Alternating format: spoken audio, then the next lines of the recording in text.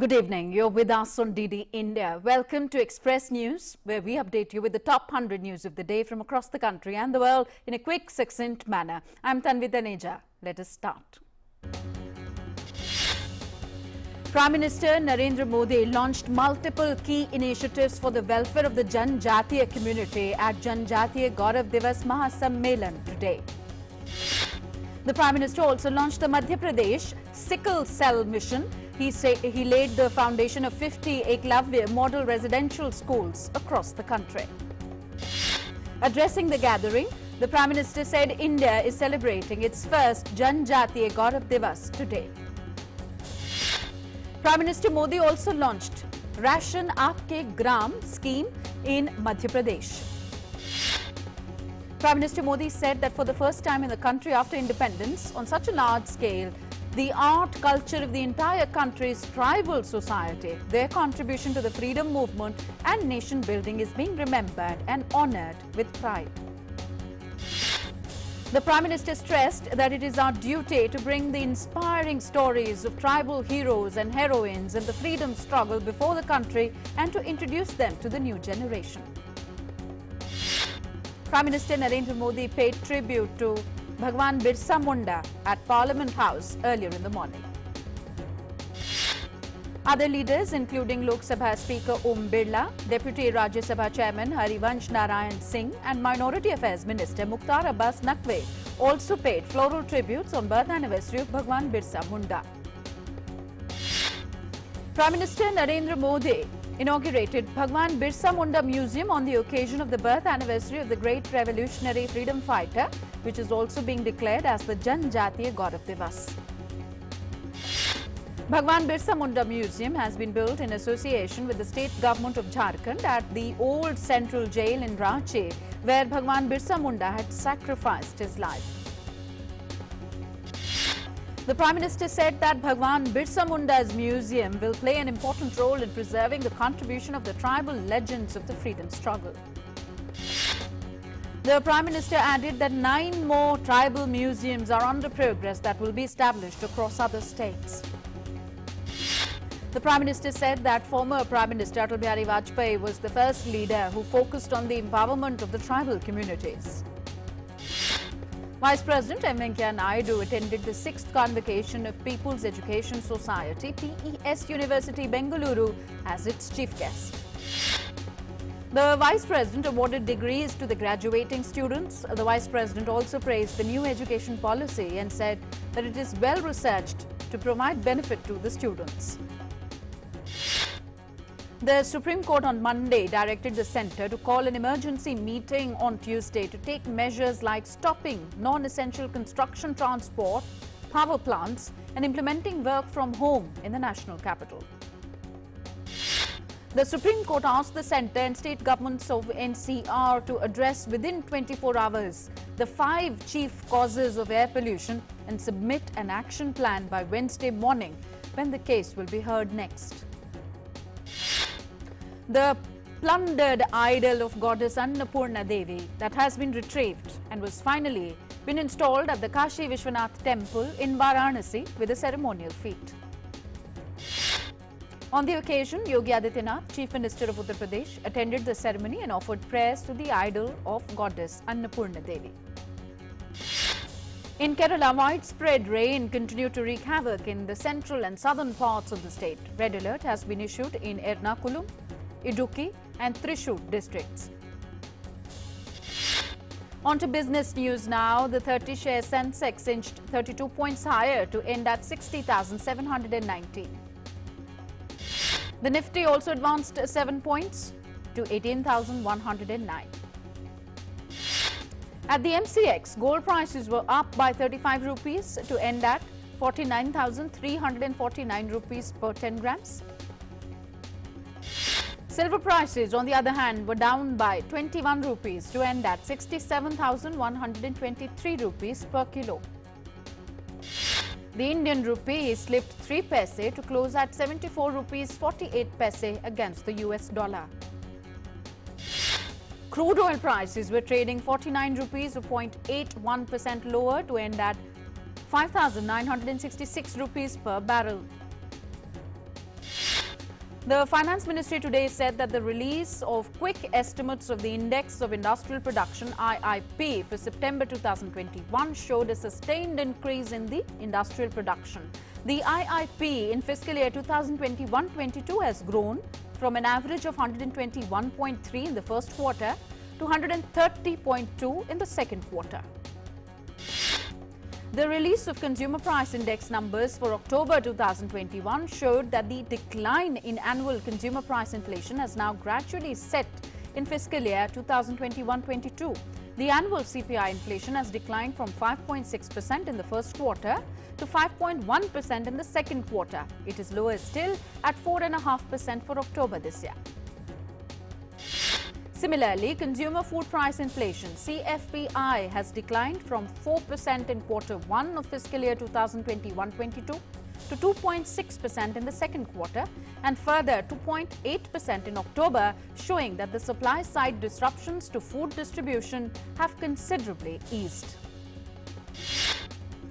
Exports are visibly emerging as the engine of growth for India's economy, having crossed $30 billion for the for the seventh successive month in October of fiscal year 2021-22.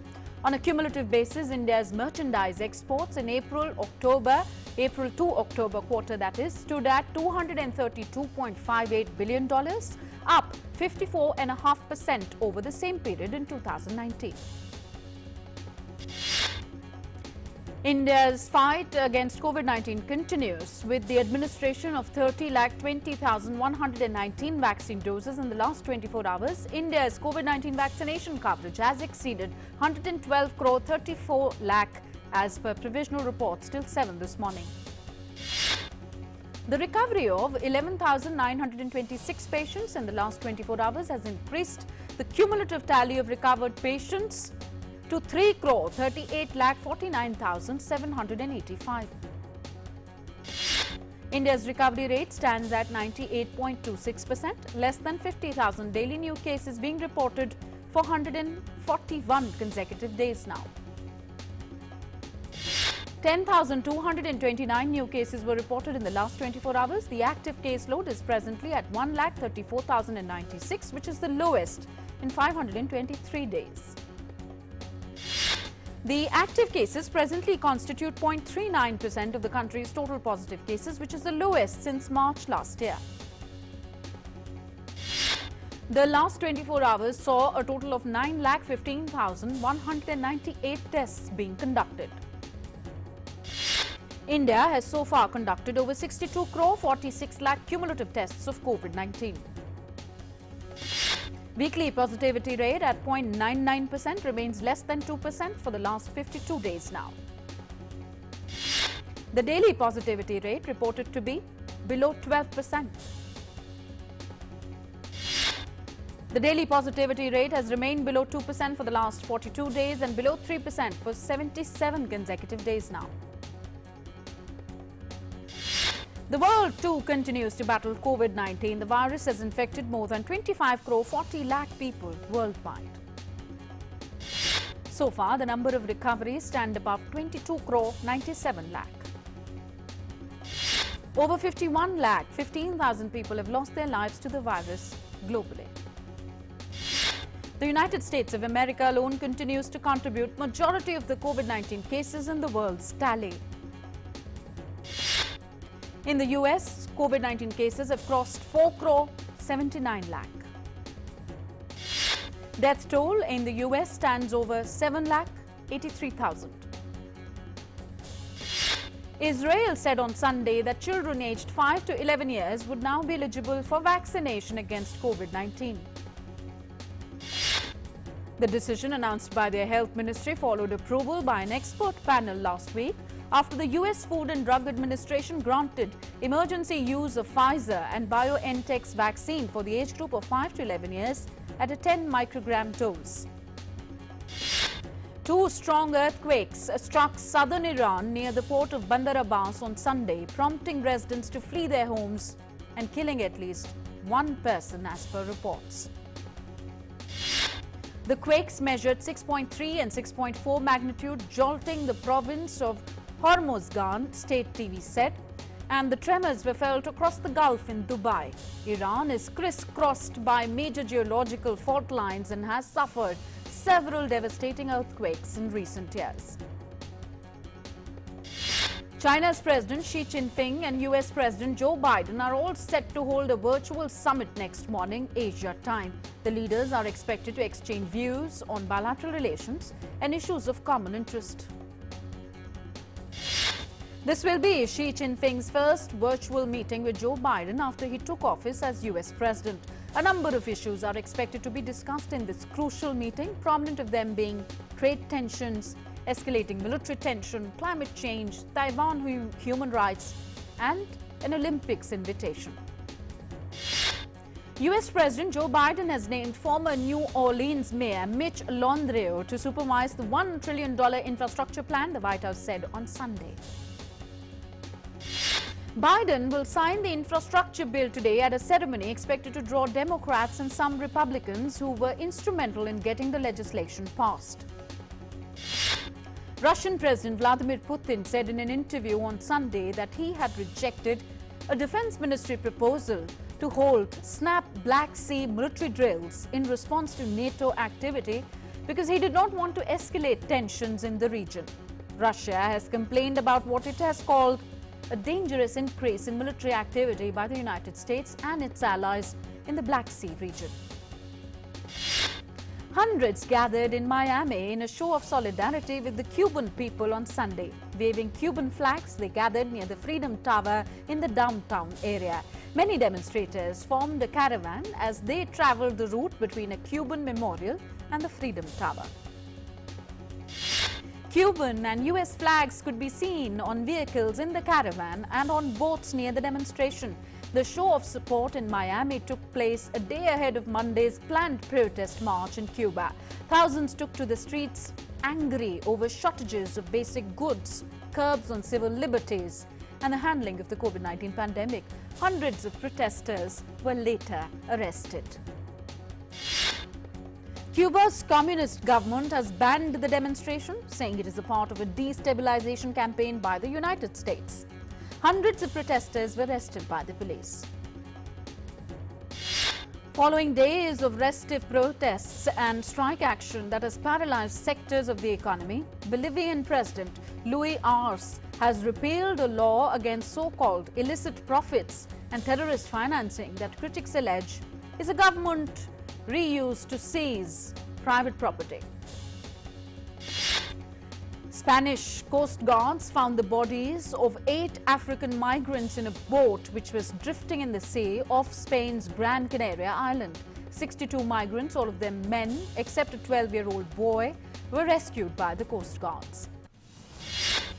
3 people who were critically ill were flown by a helicopter to a hospital in Gran Canaria. 9 others were treated by the Spanish Coast Guard as they were taken to the island. Coast Guards also intercepted another migrant boat on Sunday carrying 35 men and 1 woman a few miles off the Spanish island. 1 person was killed and another was injured in a vehicle explosion outside the Women's Hospital in Liverpool in northern England on Sunday, police said, adding that counter-terrorism officers were leading the investigation. Merseyside police said that the car involved was a taxi which had pulled up at the hospital shortly before the explosion occurred. A male passenger in the car was declared dead at the scene, while the male driver was injured and was in a hospital in stable condition. Counter-terrorism officers said that they were investigating the case with local police. 3 men aged 29, 26 and 21 were detained in the Kensington area of the city and arrested under the Terrorism Act. Sudanese Army Chief General Abdel Fattah al-Burhan chaired the first meeting of the newly formed Sovereign Council just 1 day after thousands took to the streets, rejecting the military takeover of power. The council is expected to name a new Prime Minister. An attack by insurgents killed 19 Burkina Faso military police and a civilian in the tri-border northern region where the West African nation is battling Islamist militants. Security Minister Maxime Kone said that the toll was provisional.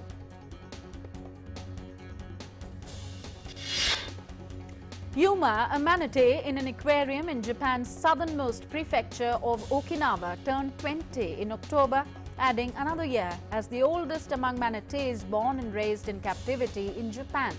Weighing over 700 kilos, Yuma is very amiable, has insatiable appetite, and is the largest manatee in the aquarium.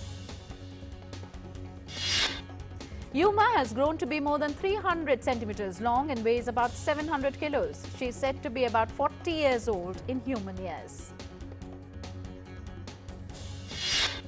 An Italian white truffle weighing just 830 grams was sold for 1,03,000 euros at an auction held on Sunday at the magnificent 13th century castle of Brinzane Cava. The prized mushroom went to Hong Kong after an auction held simultaneously in Hong Kong, Singapore, Dubai and Moscow. The white tuber, one of the most coveted and expensive ingredients in the world, was bought by the Michelin-starred Italian chef Umberto Bombana, who runs the Otto e Mezzo restaurant in Hong Kong.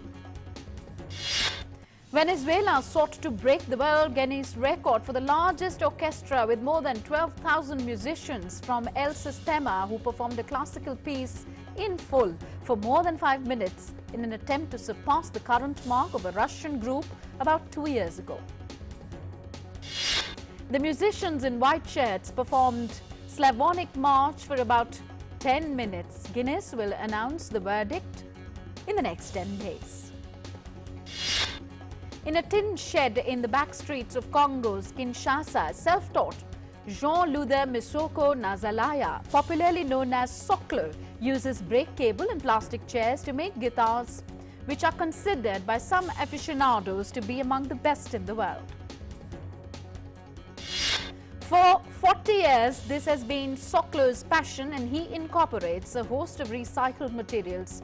Motorbike brake cables become strings, pieces of plastic chair are hammered into the fretboard. The result, aficionados say, is a raw intensity not found in the top guitar brands. It's been a hit in London's iconic Kew Gardens for nearly a decade. Now the immersive holiday-themed Lightscape show is coming to Los Angeles for the first time.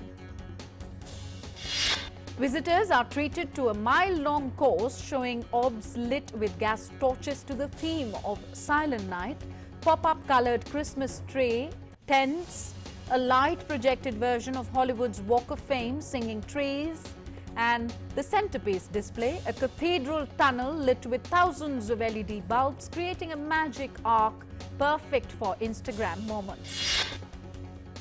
A Vincent van Gogh landscape seized by the Nazis during the Second World War occupation of France was sold at an auction in New York for $35.9 million, a record for a watercolor by the Dutch impressionist. The 1888 work Muelles des Blés was purchased for well above its pre-sale estimate of $20 to $30 million. It was last exhibited in 1905. A farmer in East China's Fujian province built an exquisite model of the classical Xuchao Gardens with 16,800 bamboo sticks in 6 months. The garden model is the fifth masterpiece by Chen Qinjie, the farmer from Xianyu County of Fujian, who began to make woodworks since he was 17. Chen Qinjie has started to build architectural models with bamboo sticks in his spare time since 2017. The final product measured 160 centimeters long, 140 centimeters wide and 70 centimeters tall. It contains 16 houses with several pavilions, terraces and steps. On to sports news now. The first edition of Fit India Quiz, which was launched earlier this year, is now set to have 2 preliminary rounds so that students get a chance to avail either one or both the opportunities to take this test.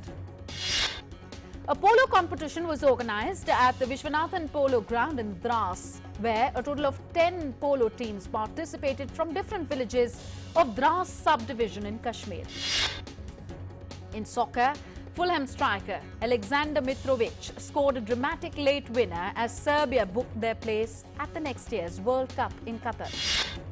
Spain only needed a draw in its last game against Sweden to qualify, but Alvaro Morata made sure in the 86th minute with the only goal in a 1-0 win to leave veteran Sweden star Zlatan Ibrahimovic's hopes of another World Cup appearance depending on the playoffs. Croatia laid siege to Russia's goal on a waterlogged field, quickly turning into a swamp, and was finally rewarded when a Russian defender scored an 81st minute own goal, enough for a 1-0 win. Olympic champion Alexander Zverev was awarded a win in his opening match of the ATP finals after Italian Matteo Berrettini pulled out injured early in the second set, with the German leading 7-6, 1-0. World number 2 Daniil Medvedev came from a set down to power past ATP finals debutant Hubert Hurkacz 6-7, 6-3, 6-4 and get his title defense off to a winning start in Turin. The WTA Tour called on the Chinese government to investigate allegations of sexual assault made by Peng Shuai against a former Chinese vice premier, while also demanding an end to censorship of the former top-ranked doubles player. In a statement, WTA said that it will seek a full, fair and transparent investigation into sexual assault allegations against a former Chinese leader. In F1 racing, 7-time world champion Lewis Hamilton hunted down Max Verstappen to win the Sao Paulo Grand Prix for Mercedes. On to entertainment news now. The makers of the much-awaited period drama Prithviraj, based on the life of the mighty Samrat Prithviraj Chauhan, have released the film's teaser on Monday. The film stars Akshay Kumar in the lead role.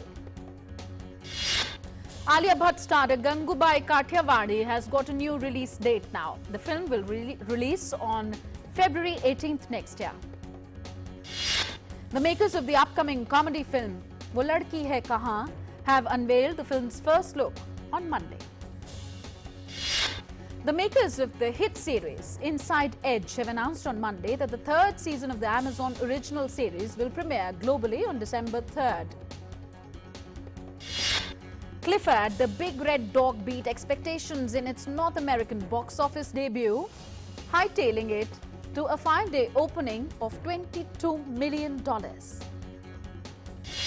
James Bond flick No Time to Die has become the top-grossing Hollywood movie of the pandemic era at the international box office after finishing Sunday with $558.2 million in ticket. American actor and TV personality Lindsay Lohan will be making her acting comeback with a new Netflix movie. Describing her experience, Lohan said that she couldn't be happier. Musicians and celebrity guests from around the world hit a custom-made red carpet at the Pap Laszlo Budapest Sport Arena Indoor Arena in the Hungarian capital on Sunday for this year's MTV Europe Music Awards.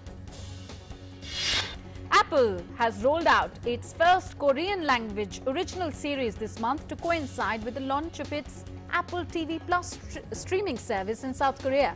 Based on a Korean web comic of the same name, Dr. Brain is a 6-episode sci-fi thriller about a cold-hearted neurologist, Ko Seon, who tries to find clues to a mysterious family accident through brain experiments.